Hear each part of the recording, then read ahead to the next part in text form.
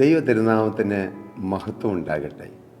കർത്താവായ യേശു ക്രിസ്തുവിൻ്റെ സ്നേഹം നിറഞ്ഞ നാമത്തിൽ നിങ്ങൾക്കേവർക്കും എൻ്റെ എളിയ വന്ദനം.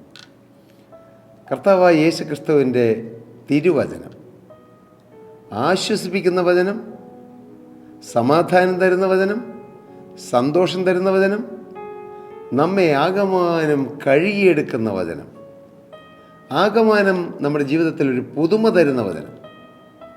ഒറ്റ വാക്കിൽ പറഞ്ഞാൽ നിത്യതയ്ക്ക് വേണ്ടി നമ്മെ ഒരുക്കുന്ന വചനം. ഈ വചനത്തിന് മുമ്പിലാണ് നാം ഓരോരുത്തരും വന്നിരിക്കുന്നത്. ഈ വചനം നമ്മെ തഴുകട്ടെ, നമ്മെ ഓരോരുത്തരെയും തലോടട്ടെ എന്ന് ഞാൻ പ്രാർത്ഥിക്കുകയും ആശംസിക്കുകയും ചെയ്യുന്നു.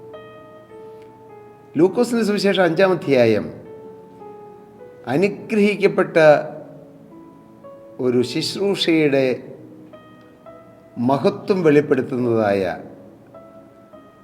സാഹചര്യങ്ങൾ നിറഞ്ഞു നിൽക്കുന്ന ഒരു അധ്യായമാണ്. ഗന്നേസരത്ത് തടാകത്തിൻ്റെ അരികിൽ യേശു നിൽക്കുന്നു. കർത്താവിന് സ്തോത്രം. യേശു ഇങ്ങനെ അവിടെ ഇവിടെയൊക്കെ നിൽക്കുകയാണ്. യേശു അവിടെ ഇവിടെയൊക്കെ പോവുകയാണ്. യേശു തൻ്റെ സ്നേഹത്തിൻ്റെ അരികിലേക്ക് എല്ലാവരെയും മാടി വിളിക്കുകയാണ്. യേശു വിളിക്കാതെ തന്നെ, പുറമേ കൈകാട്ടി വിളിക്കാതെ തന്നെ യേശുവിൽ നിന്ന് പുറപ്പെടുന്നതായ സ്നേഹത്തിൻ്റെ ആ ഒരു വലിയ സന്ദേശം എല്ലാ ജനത്തെയും യേശുവിലേക്ക് അടുപ്പിക്കുകയാണ്, മാടി വിളിക്കുകയാണ്. ഗന്നേസരത്ത് തടാകത്തിൻ്റെ അരികിൽ യേശു വന്ന് നിൽക്കുമ്പോൾ ദൈവവചനം കേൾക്കേണ്ടതിന് പുരുഷാരം യേശുവിൻ്റെ ചുറ്റും തിക്കിക്കൊണ്ടിരിക്കുകയാണ്. പക്ഷേ യേശു നോക്കിയത് വലിയൊരു കൂട്ടം പുരുഷാരത്തിലേക്കല്ല. യേശുവിൻ്റെ കണ്ണുടക്കിയത് കുറച്ചപ്പുറം മാറി കിടക്കുന്ന 2 ചെറു പടകുകളിലേക്കാണ്.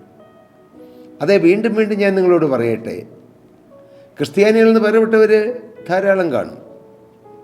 മാനവവംശത്തിൽ പിറന്ന് ജീവിക്കുന്നവർ കോടിക്കണക്കിന് പേരുണ്ട് ഇന്ന് ഈ ഭൂമിയിൽ. എന്നാൽ യേശുക്രിസ്തു വ്യക്തിപരമായി ഓരോരുത്തരെയും നോക്കുന്നു. അതാണ് ആ സന്ദേശം. മകനെ, പ്രിയമകളെ, ഇന്ന് ഈ വാക്കുകളെ കേട്ടുകൊണ്ടിരിക്കുന്ന നിന്നെ തന്നെ യേശു നോക്കുന്നു. നിൻ്റെ പേര് യേശുവിനറിയാം, നിൻ്റെ വീട് യേശുവിനറിയാം. മകനെ, നീ ഏതെല്ലാം ഞെരുക്കത്തിലൂടെയാണ് കടന്നു പോകുന്നത് യേശുവിന് നന്നായി അറിയാം.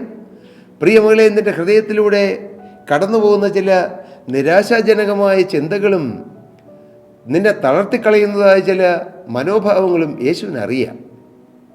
എല്ലാം കാണുന്ന യേശു. പക്ഷേ യേശു നമ്മെ തന്നെ നോക്കിക്കൊണ്ടിരിക്കുന്നു. യേശു എന്തിനാണ് നമ്മെ തന്നെ നോക്കുന്നത്? നമ്മെ ഉയർത്താനാണ്, നമ്മെ അനുഗ്രഹിക്കാനാണ്. യേശു നോക്കുന്നത് നമ്മെ ശിക്ഷ വിധിക്കാനല്ല പ്രിയരെ.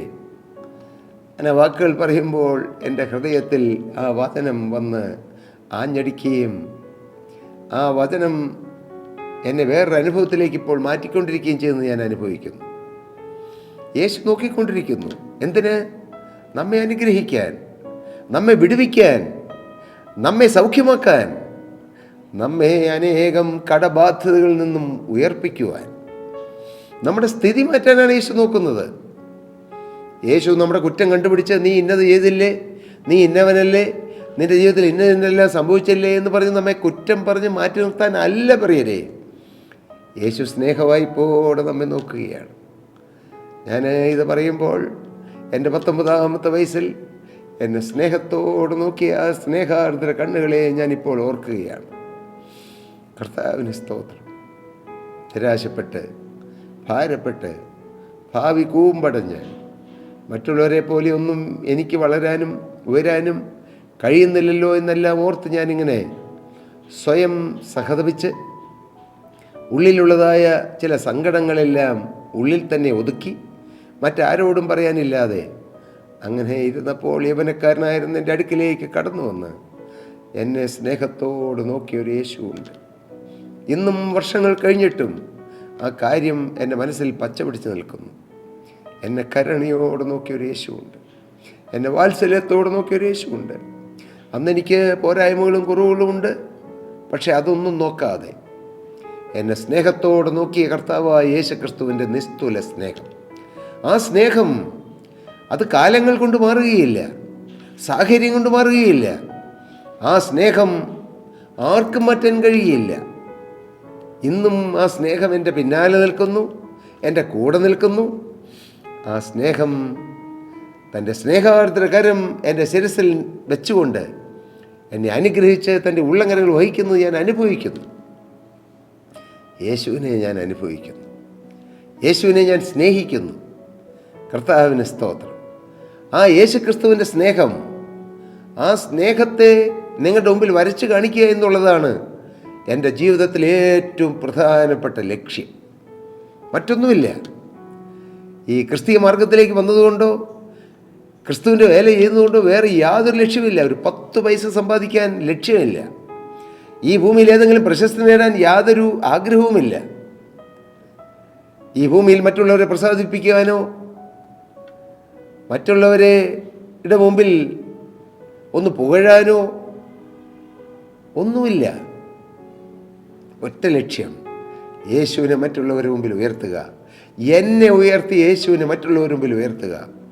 എന്നെ സമാധാനം കൊണ്ട് നിറച്ച യേശുവിനെ മറ്റുള്ളവരുടെ മുമ്പിൽ വരച്ചു കാണിക്കുക. അതാണ് എൻ്റെ ജീവിത ലക്ഷ്യം. കർത്താവിന് സ്തോത്രം. നിങ്ങൾ എന്തു പറയുന്നു പ്രിയരെ? നിങ്ങളെ തന്നെ നോക്കിക്കൊണ്ടിരിക്കുന്നൊരു യേശുവുണ്ട്. മോനെ, നിൻ്റെ പേര് യേശുവിനറിയാം. മകളെ, നിൻ്റെ കുടുംബ പശ്ചാത്തലം യേശുവിനറിയാം. പ്രിയപ്പെട്ട സഹോദര, നീ നെടുവീർപ്പിടുന്ന ആ നെടുവീർപ്പിൻ്റെ കാര്യമെന്തെന്ന് യേശുവിനറിയാം.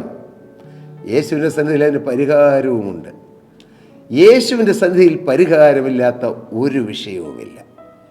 സകല വിഷയത്തിന് പരിഹാരം യേശുവിൻ്റെ സന്നിധിയിലുണ്ട്. അതുകൊണ്ട് നിങ്ങൾ നിരാശപ്പെടരുത്, ഭാരപ്പെടരുത്, ആകുലപ്പെടരുത്.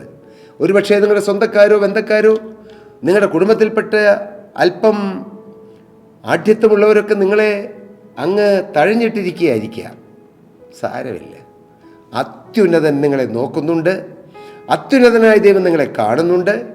അത്യുന്നതനായ ദൈവം നിങ്ങളിൽ തൻ്റെ കാര്യപരിപാടി നിർവഹിക്കുവാൻ ആഗ്രഹിക്കുന്നു എന്നുള്ള സ്വർഗീയ സന്ദേശം ഞാൻ ദൈവമക്കളോട് ഞാൻ അറിയിക്കട്ടെ. ആരെയും തള്ളിക്കളയാത്ത കാൽവറിയിലെ നിത്യസ്നേഹം, അതാണ് ക്രൂശിലെ വെളിപ്പെട്ട സ്നേഹം. ആരെയും തള്ളിക്കളഞ്ഞില്ല. തൻ്റെ കൂടെ തൻ്റെ ഇരുഭാഗങ്ങളിലും ക്രൂശിച്ച കള്ളന്മാരിൽ ഒരുവൻ, യേശുവേ, നീ രാജ്യത്വം പ്രാപിച്ചു വരുമ്പോൾ എന്നെ ഓർക്കണമേ എന്ന് പറഞ്ഞപ്പോൾ, നീ കള്ളനല്ലേ, നീ കൊലപാതകനല്ലേ, നിൻ്റെ കഴിഞ്ഞ കാലങ്ങൾ ഏറ്റവും ഹീനമല്ലേ എന്ന് പറഞ്ഞ് അവനെ മാറ്റി നിർത്തുകയല്ലേ ചെയ്തത്. അവൻ്റെ അധരങ്ങളിൽ നിന്നും അടർന്നു വീണ വിശ്വാസത്തിൻ്റെയും ദൈവസ്നേഹത്തിൻ്റെയും ശബ്ദം യേശു ഏറ്റെടുത്തു. അവനോട് പറഞ്ഞു, നീ ഇന്ന് എന്നോടുകൂടെ പറുദീസയിൽ ഇരിക്കുമെന്ന്.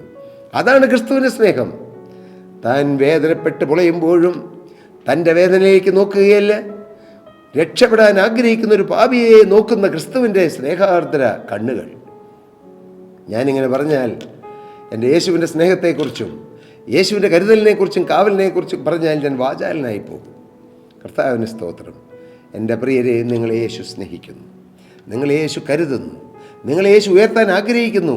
നിങ്ങൾ യേശുവിൻ്റെ കരവലയത്തിലേക്ക് ഓടി വരൂ. യേശുവിൻ്റെ സ്നേഹ സാന്നിധ്യത്തിലേക്ക് നിങ്ങൾ കടന്നു വരൂ. യേശുക്രിസ്തുവിൻ്റെ വചനത്തിൻ്റെ സന്നിധിയിലേക്ക് നിങ്ങൾ വരൂ. യേശുക്രിസ്തുവിൻ്റെ പാദപീഠത്തിലേക്ക് നിങ്ങൾ ഓടി വരൂ. നിങ്ങളുടെ ജീവിതത്തിന് പ്രത്യാശയുണ്ട്. യിരെമ്യാ പ്രവാചകൻ പറയും, നിൻ്റെ ഭാവിയെക്കുറിച്ച് പ്രത്യാശയുണ്ട്. അത് തന്നെ ഞാൻ ഈ സമയം ആവർത്തിച്ച് നിങ്ങളോട് പറയട്ടെ. മകനെ, നിൻ്റെ ഭാവിയെക്കുറിച്ച് പ്രത്യാശയുണ്ട്. പ്രിയ മകളെ, നിൻ്റെ ഭാവിയെക്കുറിച്ചും പ്രത്യാശയുണ്ട്. മനുഷ്യർ പറയും അവൻ്റെ ജീവിതം തീർന്നുവെന്ന്. തീർന്നിട്ടില്ല, തുടങ്ങാൻ പോകുന്നതേ ഉള്ളൂ. ഹല്ലേലൂയ. കർത്താവിന് സ്തോത്രം. ദൈവം തുടങ്ങിത്തന്നാൽ, ജീവനുള്ള ക്രിസ്തു തുറന്നാൽ ആർക്കും അടയ്ക്കാൻ കഴിയുകയില്ല. ഹല്ലേലൂയ. മകനെ, നിൻ്റെ ജീവിതത്തിൽ ഒരു നല്ല തുടക്കമിട്ട് തരാൻ യേശു എന്നും പ്രവർത്തിക്കുന്നു. യേശു എന്നും ജീവിക്കുന്നു. എൻ്റെ യേശു മരിച്ചു മൺമറിഞ്ഞു പോയൊരു ദൈവമല്ല. ഓ, യേശു കല്ലറകളെ തട്ടിത്തകർത്തുകൊണ്ട് 3-ാം നാൾ യേശു ഉയർത്തെഴുന്നേറ്റു. ആ യേശു ഇന്നും ജീവിക്കുന്നു. ഹല്ലേലൂയ. ഈ സ്നേഹനിധിയായ യേശു നിങ്ങളെ സ്നേഹവായ്പോടെ വിളിക്കുന്ന ഈ സമയം യേശുവിൻ്റെ പാദത്തിലേക്ക് ഓടി വരൂ. നാഥ, ഞാൻ അങ്ങയുടെ ക്രൂശിൻ ചൂട്ടിലേക്ക് വരുന്നു, അങ്ങയുടെ പാദത്തിലേക്ക് വരുന്നു. എന്നെ സ്നേഹിക്കുന്ന എൻ്റെ യേശുവിൻ്റെ കരങ്ങളിലേക്ക് എൻ്റെ ജീവിതം തരുന്നു. നിങ്ങൾ കൊടുക്കൂ. ഹല്ലേലൂയ. നിങ്ങളുടെ ജീവിതം അനുഗ്രഹിക്കപ്പെടും. ഞങ്ങൾ കൊടുത്തിട്ടാണ് പറയുന്നത്. നിങ്ങളുടെ ജീവിതം ധന്യമാകും. നിങ്ങളുടെ കുടുംബജീവിതം ധന്യമാകും. നിങ്ങളുടെ വ്യക്തി ജീവിതം ധന്യമാകും. നിങ്ങളുടെ ഔദ്യോഗിക ജീവിതം ധന്യമാകും. എന്തിന്? നിത്യത ഉറപ്പാക്കി തരും. അതും ധന്യമാക്കി തീർക്കും. അതിനായി കർത്താവ് നിങ്ങളെ വിളിക്കുന്നു. വിളി കേൾക്കൂ, യേശുവിൻ്റെ സ്വരം കേൾക്കൂ, യേശുവിൻ്റെ ആണിപ്പഴുതുള്ള കാര്യങ്ങളിലേക്ക് ജീവിതം കൊടുക്കൂ. അതിന് കർത്താവ് ഇടയാക്കട്ടെ എന്ന് പ്രാർത്ഥിച്ചുകൊണ്ടും അനുഗ്രഹിച്ചുകൊണ്ടും എൻ്റെ വാക്കുകളെ നിർത്തുന്നു. ദൈവനാമം മഹത്വപ്പെടട്ടെ. പ്രിയ സഹോദരീ സഹോദരങ്ങളെ, താഴെ കാണുന്ന നമ്പറിൽ ഞങ്ങളുമായി കോൺടാക്റ്റ് ചെയ്താൽ നിങ്ങൾക്ക് ഏതെങ്കിലും പ്രാർത്ഥനാ വിഷയങ്ങളുണ്ടെങ്കിൽ ഞങ്ങൾ പ്രാർത്ഥിക്കും. നിങ്ങൾക്ക് ഏതെങ്കിലും കാര്യങ്ങൾ സംസാരിക്കാനോ ഡിസ്കസ് ചെയ്യാനോ ഉണ്ടെങ്കിൽ ഞങ്ങളതിന് സമയം വേർതിരിക്കും. തീർച്ചയായും നിങ്ങൾ കോൺടാക്റ്റ് ചെയ്യുക. ഞങ്ങൾ പക്ഷേ അഡ്വൈസ് ചെയ്യുന്നൊരു കാര്യം, നിങ്ങൾ ഒറ്റയ്ക്കൊറ്റയ്ക്ക് യേശുവിനോട് പ്രാർത്ഥിക്കണമെന്ന്. യേശുവുമായി വ്യക്തിപരമായ ബന്ധം സ്ഥാപിച്ചിട്ട് യേശുവിനോട് നിങ്ങൾ വ്യക്തിപരമായി പ്രാർത്ഥിച്ചാൽ നിങ്ങളുടെ വ്യക്തിപരമായ പ്രാർത്ഥനകൾക്ക് യേശു മറുപടി തരും. ഇതാണ് ഞങ്ങൾ അഡ്വൈസ് ചെയ്യുന്നത്. എങ്കിലും നിങ്ങൾക്ക് ഞങ്ങളെ കമ്മ്യൂണിക്കേറ്റ് ചെയ്യാം, കോൺടാക്റ്റ് ചെയ്യാം. കർത്താവ് നിങ്ങളെ നിറവടിയായി അനുഗ്രഹിക്കട്ടെ.